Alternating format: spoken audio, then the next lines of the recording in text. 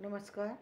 MSD 6 के अंतर्गत आज हम छायावादी कवियों की कविताओं में राष्ट्रीय चेतना, लोक मंगल की चेतना और मानव करुणा को दिखाएंगे। तो छायावादी कवियों में राष्ट्रीय चेतना जो है वो कूट कूट कर पड़ी हुई थी, क्योंकि वो सारे लोग परतंत्रता की बेड़ियों से परेशान हो चुके थे। हर तरह की परतंत्रता उस समय के जो है समाज को जो है वो झेलनी पड़ रही थी। हर तरह की समस्याओं से वो घिरा हुआ था। तो जीवन में पहला वो स्वर था जो भारतेंदु से स्टार्ट हुआ, द्विवेदी में आगे बढ़ा और छायावादी युग में वो शोर करके चीत्कार कर चुका है। तो उसकी आवाज़ कैसी है? हे बलि वेदी सखे प्रज्वलित मांग रही ईंधन क्षण क्षण, आओ युवक लगा दो तुम अपने यौवन का ईंधन, भस्म सात हो जाने दो ये प्रबल उमंग है जीवन की, अरे सुलगने दो बलि वेदी, चढ़ने दो बलि जीवन की। तो यानी एक जो हम समाज की बात कहें तो सामाजिक परंपराओं से, सामाजिक चीज़ों से इतना जो है वो परेशान था, इतना त्रस्त था कि वो उसके शब्दों में जो है एक चीत्कार जैसी स्थिति आने लगी। साथ ही वो राष्ट्रीय चेतना की, अब उसे राष्ट्रीय अपने देश को बचाने की, अपने बंधनों, अपने देश के बंधन में होने की बात जो है वो समझ में आने लगी थी। तो छायावादी कवियों पर बहुत दिनों तक ये आरोप लगाया जाता रहा कि जिस समय देश औपनिवेशिक शक्तियों के विरुद्ध अपनी स्वाधीनता के संग्राम में संलग्न था, ये कवि राष्ट्रीय प्रश्नों से उदासीन और विरत होकर क्षितिज के पार ताक झाँक कर रहे थे।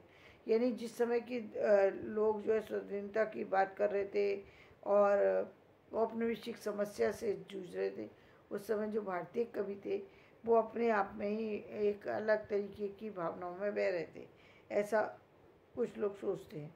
वरना इन कवियों ने ओजस्वी स्वर में जागरण गीत भी कम नहीं लिखे, लेकिन ऐसा है नहीं। इन लोगों ने जो है अपने तरीके से जो राष्ट्रीय चेतना जगाने के भी गीत लिखे। अब हम यदि बात करें कि लोक मंगल की, तो लोक मंगल की भी एक ध्वनि उस समय उभर रही थी कि वो लोक मंगल किसी भी तरीके से अपने भारत का जो है वो भला चाहते थे, भारत की उन्नति चाहते थे। हर युवक भारत की उन्नति में अपना सहयोग चाहता था, भारत के लिए मरने को और लड़ने को, दोनों को तैयार था। तो उसी तरह की कई भावना को यहाँ प्रेषित किया गया है इस रचना में कि चीर दूंगा विश्व के तूफान को, आज उन्मुख हूँ क्षितिज के पान को, बस न पूछो प्राण सीमाहीन हूँ, दलित कर दूंगा गगन के कान को।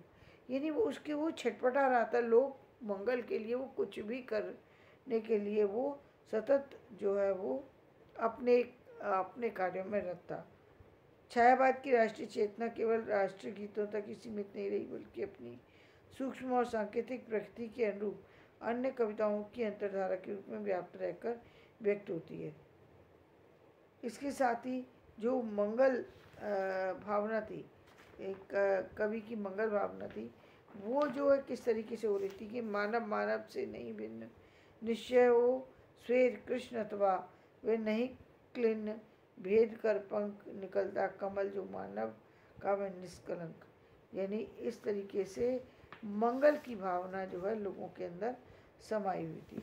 और इसी तरीके से एक और भावना जो उस समय आवेग से चल रही थी, और वो भावना थी मानव करुणा की, कि मानव को देख कर के मानव दुखी हो रहा था, मानव की समस्याएं उसे दुखी कर रही थी। वो किस तरीके की समस्या थी? जैसे उन्होंने कहा बेचैन है व्यक्ति, अपनी औपनिवेशिक उसकी यानी आर्थिक स्थितियों से गुजर रहा था, भूख से त्रस्त था, खाने के लिए उसके पास खाना नहीं था, पहनने के लिए वस्त्र नहीं थे, और यहाँ तक कि अपने पास अपने घर को चलाने के लिए पैसे का अभाव था। तो ऐसे में क्या था?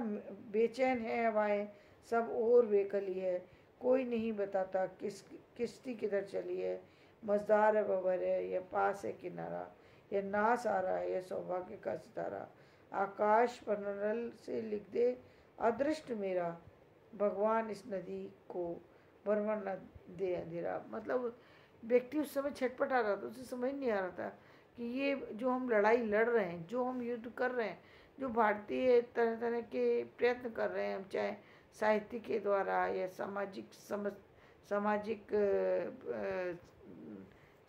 जो सामाजिक जुड़ाव के द्वारा, यानी संगठन बनाकर जो एक लड़ाई लड़ रहे हैं अपने देश को स्वतंत्र कराने की, जो हम अपनी भारत की आर्थिक स्थिति को ऊपर लाने की कोशिश कर रहे हैं, भारत की कुरीतियों को समाप्त करने की कोशिश कर रहे हैं, वहाँ हमें सफलता जो मिल रही है वो हमारी सफलता स्थायी होगी या नहीं होगी, वो सफलता हमें मिलेगी या नहीं मिलेगी, मिलेगी तो कब तक मिलेगी, हमारा ये भूख और परेशानी के दिन कब जाएंगे, इस तरह की समस्याओं से जो उस समय का समाज था वो तरह तरह से जो है वो जूझ रहा था। धन्यवाद।